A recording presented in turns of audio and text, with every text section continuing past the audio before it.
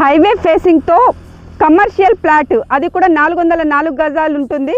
ఇప్పుడు ఇక్కడ మీరు కొంటే మాత్రం 40 లక్షలు మీరు సేవ్ చేసుకున్నట్లే. అవునండి, అక్షరాల 40 లక్షలు మీరు సేవ్ చేసినట్లే. ఈ ప్లాట్కి ఆపోజిట్లోనే పెద్ద వెంచర్ కూడా పడింది. అక్కడ మీకు కమర్షియల్ ప్లాట్స్ వచ్చేసి 25,000 చెప్తున్నారు.